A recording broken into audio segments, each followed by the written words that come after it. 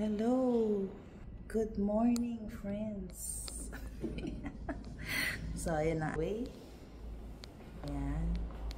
Nasa 260 kami. Pero ito yung mga pang 2 pack. Mga double room lang yun.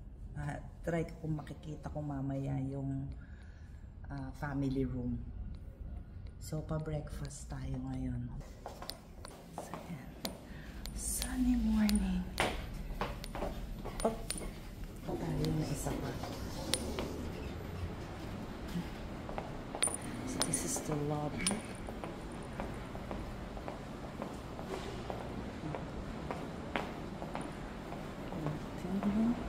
Ano tayo bababatin?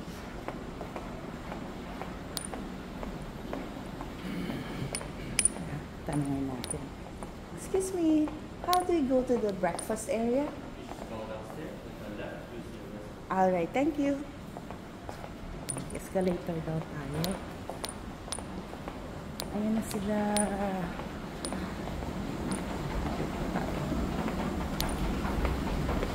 So, turn left daw tayo. So, let's go here. Okay.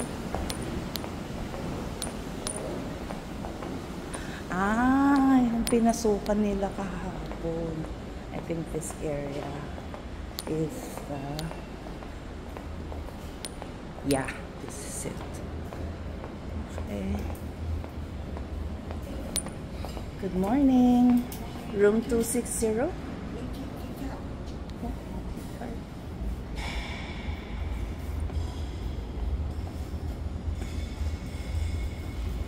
Thank you. Okay, so hanap na kami ng breakfast table. Siyempre dapat malapit sa dito tayo. Ayun, doon. Let's see where we can sa area na to. Ayan, dito na lang tayo dyan.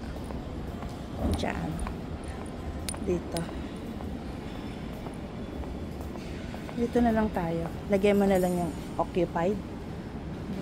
Yeah, that one. Yan. So, may bibigay sa'yo. Then, let's go. Okay, ikot lang tayo. So, ito yung yan, fruit section. Merong dessert. This is the pasta. So, the salad section. Yeah. Tapos, syempre, andito yung so you have chow mein, yung pasta, seafood pasta. And then in this area, kuha ka na dyan.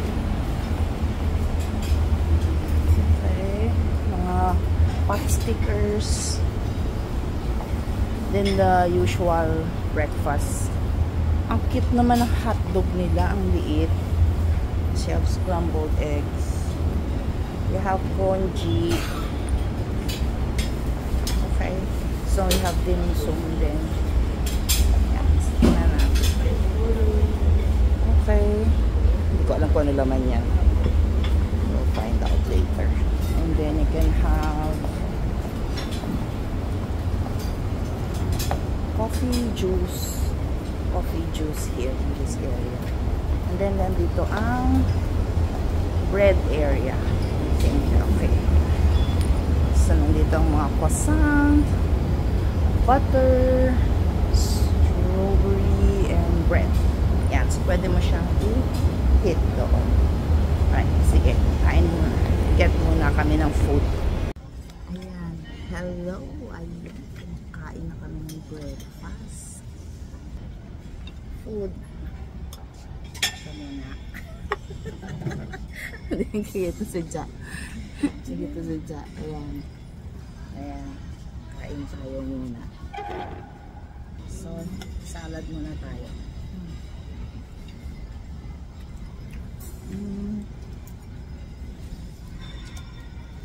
Madaming variety actually. Di ba? Parang mahirap mamili.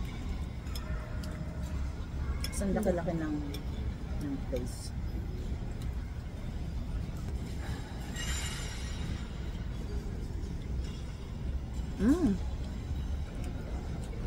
Sarap.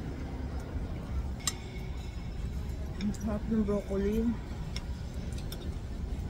Iba din yung sausage nila dito. Edamame. Andy edamame. Oh my God. May cereals ba? Yes, may cereals para sa kids.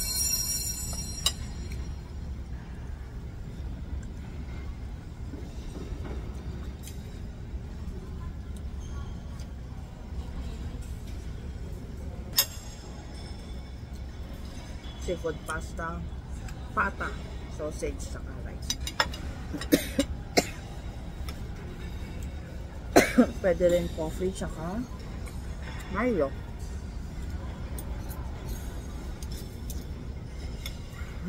Matamis na. Oo. Medyo. Hindi natin alam kung pare-parehas to araw-araw.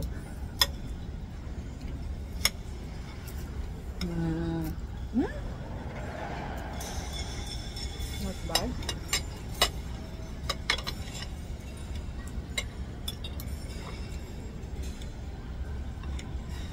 Pwede na.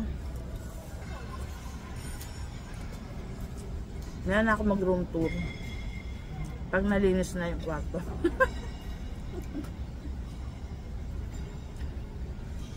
Ito lang, matigas.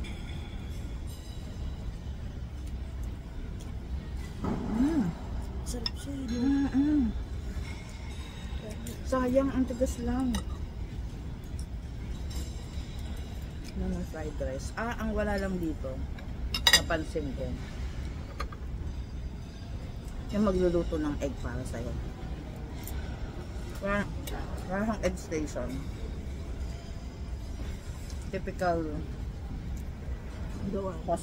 hospital, hotel buffet. Merong magluluto ng egg na depende sa gusto mo. Like sunny side up, scrambled with cheese, scrambled with ham. Dito wala. Tapos ang choice mo lang is hard-boiled egg tsaka scrambled egg. Yun lang. Walang sunny side up. Pero lumawi naman siya sa ibang bagay. Ngayon, kimchi. Tikman natin ng kimchi na.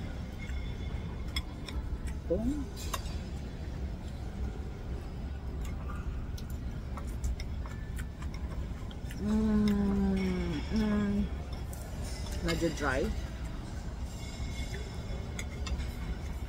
pero the flavor is there at hindi siya sour kimchi, meaning bago siya ginawa, hindi siya maasim. Pag maasim kasi matagal na siyang ginawa. Sulit ang breakfast.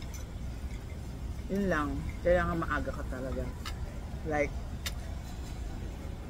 7 o'clock. Dito ko. Dami ng tao.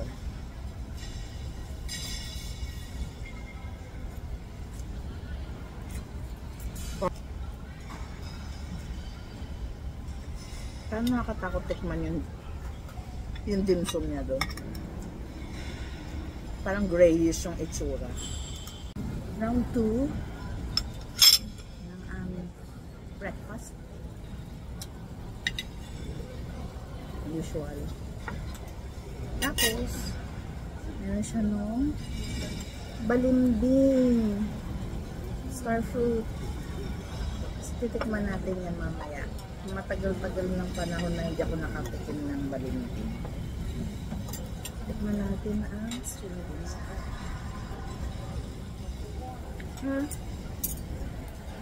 Parang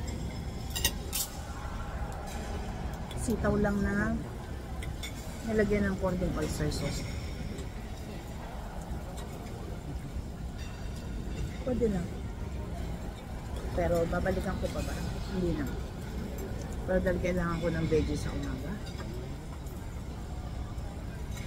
Ako na.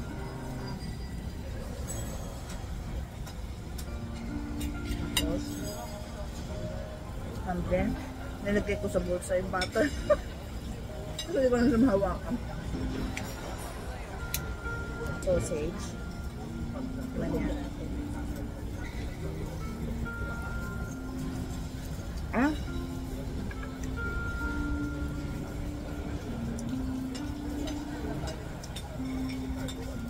Okay ba? Diba? Para siyang matigas na Vienna sausage. Tapos, ang egg niya, walang salt. So, ikaw na siguro maglalagay ng salt na gusto mo. So, yun. Yan ang namimiss ko lang sa typical hotel breakfast. May gagawa ng eggs for me.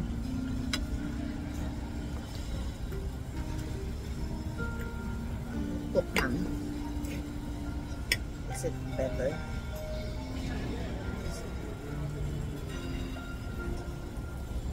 Matigas din. Tigas din. So, hindi ko siya nanaisin. Yung usual nila na continental breakfast, yung American style breakfast, hindi siya pasado. Kasi matigas. Mas masarap talaga yung sausage ng 7-Eleven. Ang hotdog ng 7-Eleven yari.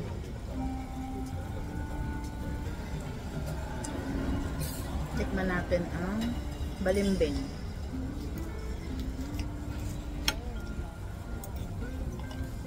Natatanda akong balimbing kasi maliliit lang. So, nilalaki. Ah, Balimbing na. balimbing nga.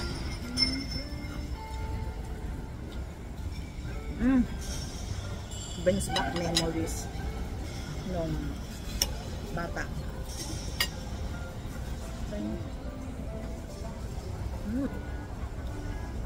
Pero croissant nila is okay.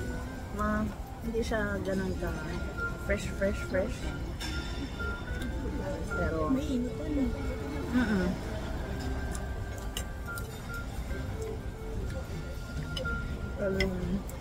So bukas, alam na namin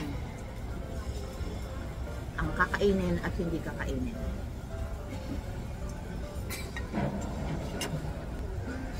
Marami lang siya tingnan, pero select lang talaga yung magugustuhan ng Pinoy. Tapos na tulog na. Tapos na ang tulog natin. Kailangan natin lumakad sa At 1 oras pa yung biyahe papunta ng Taipei Zoo. So itinerary for today. Taipei Zoo. Chiang Kai-shek Memorial. Taipei 101.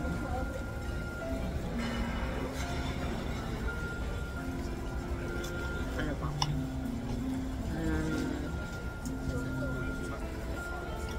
Kung may time, Longshan Temple. Tapos magna-night market kasi sa Rauhe. So, balik muna tayo dito. Mag-net muna tayo. Kasi hindi naman, siguro mag-suspend lang kami ng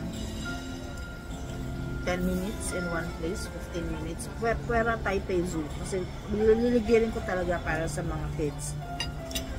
Hanapin ko unang-unang panda para kay Sap-Sap. Oo. Panda muna. Tapos saka ngayong mga iba. Pero primary target is yung panda. For birds siguro. Tingnan namin yung food sa loob. Kasi I heard And I saw pala, not I heard, I saw one of the videos ng vloggers na sinusundan ko. Meron doon parang area na pwede ka bumili ng rice and ulam. Parang 130 NTD lang. Parang so, tingnan natin kung doon tayo magla-lunch.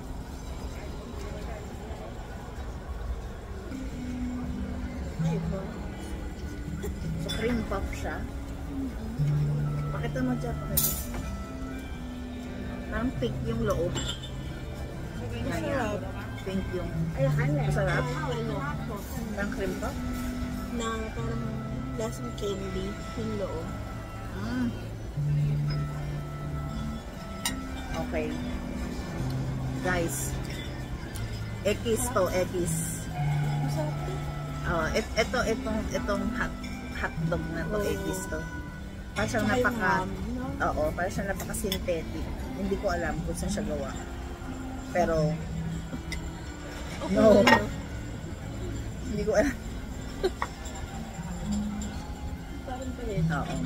Ito si Star Fruit, si Balimbing. Medyo may kaasiman siya.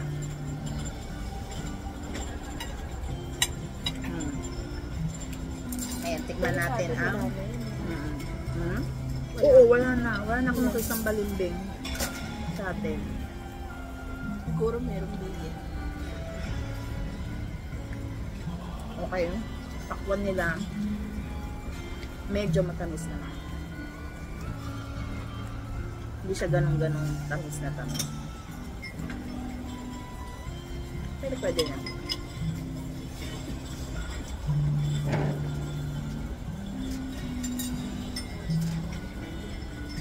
Parang sa Taiwan kasi, parang known sila dito sa Star Fruit. Kasi diba yung napanood natin, may Star Fruit juice. Tikman din namin yun. Kung mahahanap namin. Meron pa kami hindi isang mahanap na place na may chicken puffs, na may basil. So yun din namin. Hindi sinabi kasi nung vlogger kung ano yung place.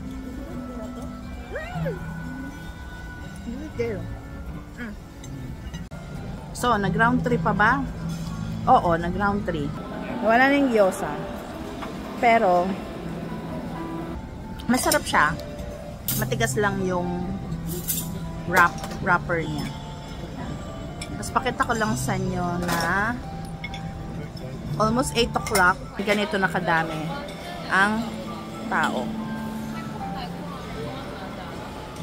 So tayo at sa family of 14 sa February, doon tayo sa dulong yon. Yan. Yan. Yan. Doon sa area na yon. Doon sa area na yon ang kakainan natin. Kasi isang haba yon.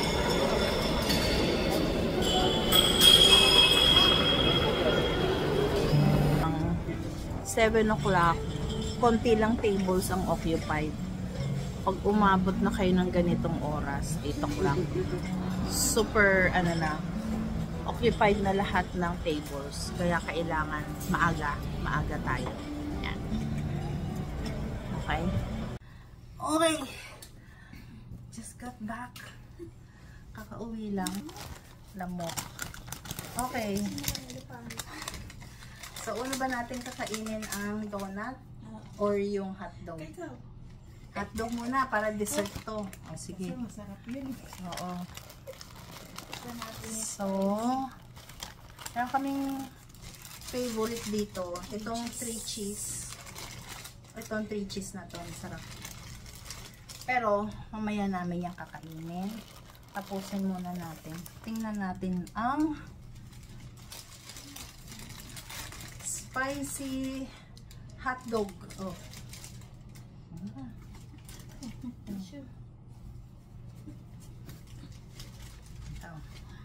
Hindi kasi kami nakakuha ng stick. Pagmamadali. Sobrang juicy.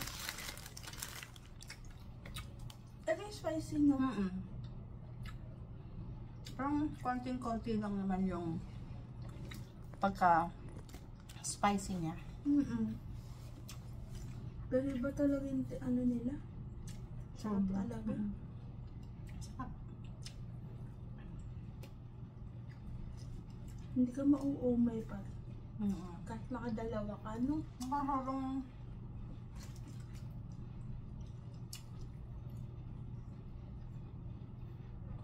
hindi, para siyang New Yorker. Sobrang muntik na mukha ko. Para siyang New Yorker ng Virginia, pero yung walang alat masyado, yung walang sting sa lalamunan. Nakailan na tayo nito? Kagabi may 3 tayo. 3, Tapos nung 5, ka-airport. pang siyam. Ibang flavor naman. Oo, iba. So, dahil hindi naman bawal mag-uwi ng meat product sa Pilipinas. Compare dito, no? Bawal. Papasok dito, bawal lahat ng, well, para safe lang. Walang pagkain dapat. Parang yung sa customs kahapon, yung dumating kami. Mayroong Pilipino na. Ang dami niyang bit-bit na kakanin. So, iniisa-isa ng customs.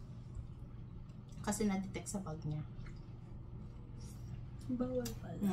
Kaya, nagpunto dito, ang dadaling kahit anong pagkain. Kahit biskwit pa yan, wala magdadala. Tapos, palabas, pwede na tayo magbitbit ng kahit ano. Next!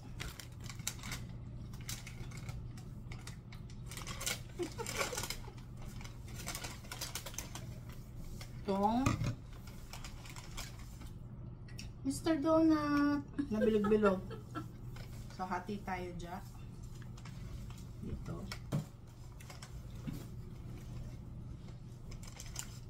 Hating kapatid.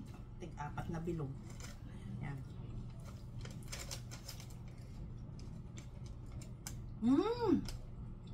Makunat na siya. Parang siyang mochi.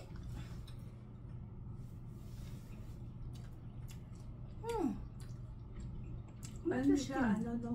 Yung donut na typical. Chewy, parang gano'n. Ano?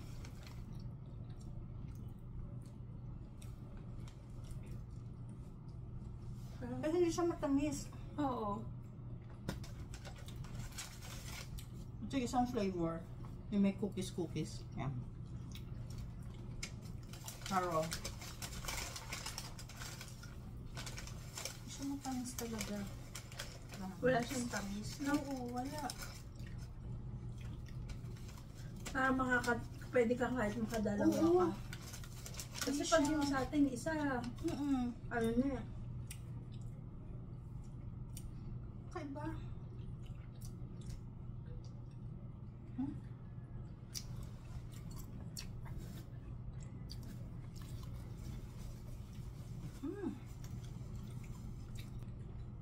Parang may crunch lang.